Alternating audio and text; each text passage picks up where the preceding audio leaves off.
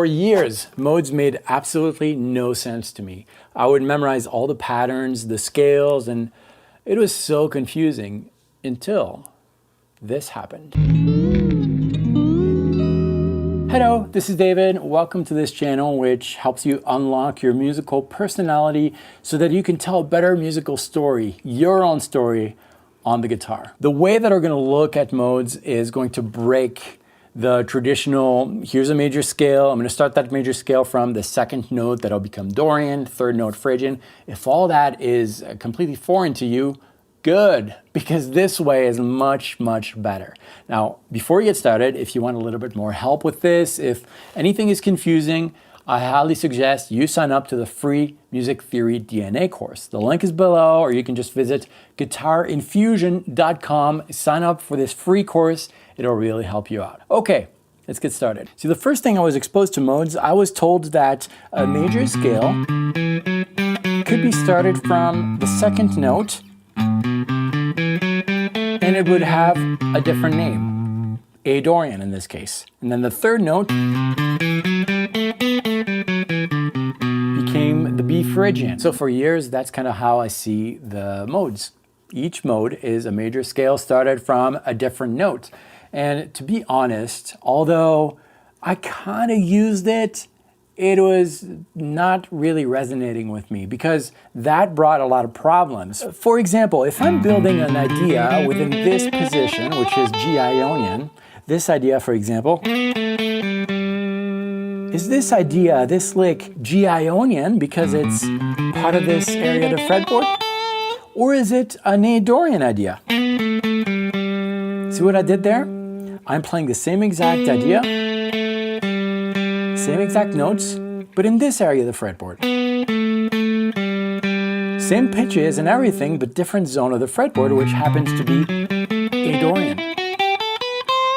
Now, that question had multiple answers. It could be both, and it could be more than that. Really, I was looking at it the wrong way and learning modes by bringing everything back to that major scale. Even though it can kind of be a shortcut, it really creates problems when you want to bring out the color of these modes.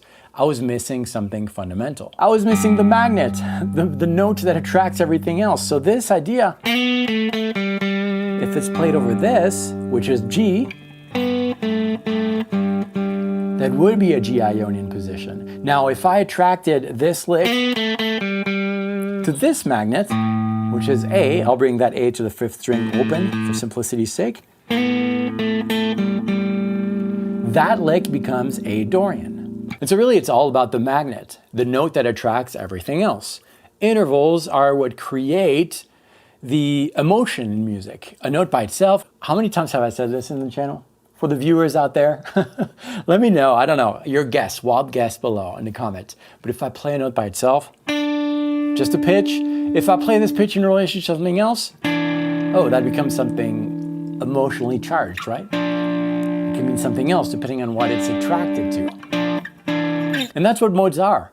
Modes are colors. Modes are different alphabets that you're going to use depending on the mood you're in, if you're the composer, or the mood the band is in, if you're playing with a band or a backing track. You've got to use the same common language in between the musicians interacting, and that language is really established with the magnet attracting everything else. Okay, so this is how I should have learned mode to start with. I should have picked a magnet. Without a magnet, modes and scales are just finger exercises. We're going to keep it simple. We're going to use the low E string as a magnet and let that resonate. And so now anything I play is going to be attracted to that magnet, creating the color of the music, the emotion of the music. To keep things manageable on the fretboard, because we are using this low E string here, we're going to build our modes, our positions, starting on the fifth string, seventh fret, which is E. So that E with the magnet, which is also E, really doesn't have much meaning. These two notes have the same function. But from that E on the fifth string, seventh fret, I'm going to start building my 7 modes. Now, there are more than that, more modes than 7, but we're going to go with the church modes, the traditional ones, More on that in another video, but here are these patterns. Now we could organize these in different ways. We can go the traditional way, which I don't recommend, which is, Ionian, Dorian, Phrygian. And that's really the order of appearance of these modes. If you take that major scale, started from the second note, you'd have Dorian, third note Phrygian. We're not going to do that. That's not helpful at all. Instead, we're going to classify these modes by type. Major mode, minor mode. Anything musical can be classified in these two big boxes. The major box of things, that's what me putting something in a box. Minor box of things. Some things are kind of ambiguous. They can maybe go in both. You don't really know. You need to dig deeper to know. I'm talking about sus4, sus2. Again, more on that later, but we're going to classify these modes by type. In the major box, we're going to have any scale mode thing that has a major third. The third determines the nature of that mode. In the minor box, we'll have minor thirds. So I'm making this a little more interesting by adding some reverb and delay, because we're developing a story here, an Ionian story in this case, which is the first mode from the major box of things. So you have the chart here on the screen, and then I'm just going to develop some ideas, listening to the interaction of these notes.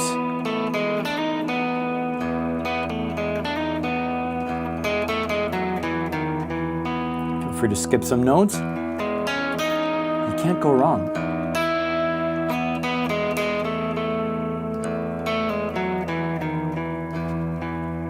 Let's take a look at the next of the major modes, Lydian. Very similar, but different. Heard that note?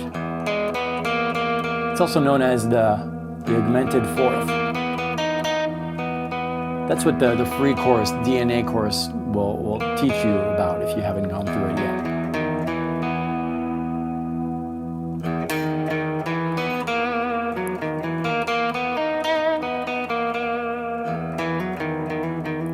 The next one is Mixolydian. This is what it sounds like.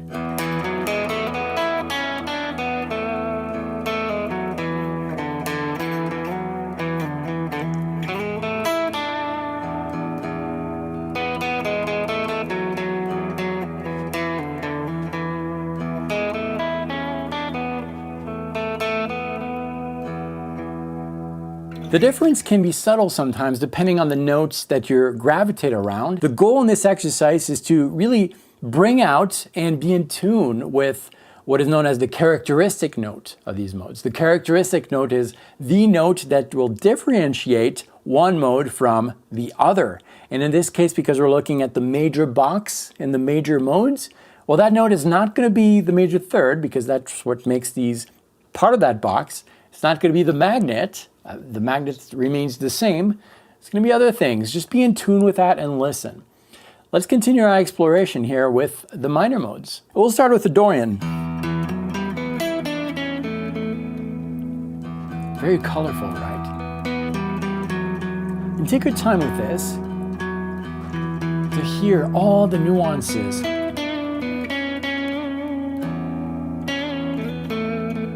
You're telling a story here. You're not just learning positions.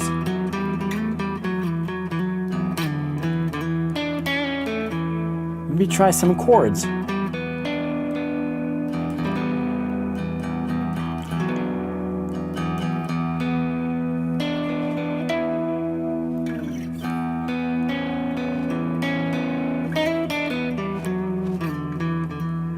That's for the Dorian. Very colorful. Now, I'm kind of speeding up through the process here, but I really want you to spend like 5 minutes on each of these different modes. Remember, you can download the charts for these different scales and modes and a few assets that are really going to help you. The link is below. Check that out, but let's continue exploring this minor box of things. We'll try the Phrygian. Different, right? Very colorful. A little tense with that minor second, which is different from the major second that we had in the Dorian, right? This is a minor second. Just telling your story with this, with that constant attraction, the magnet. Let's try the Aeolian, also known as the natural minor scale.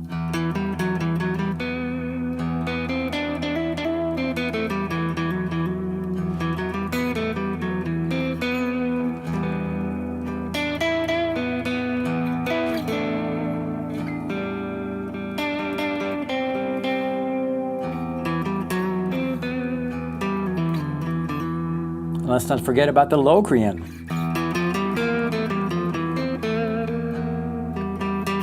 A lot of people avoid that one, but it has its purpose. It's a different kind of story.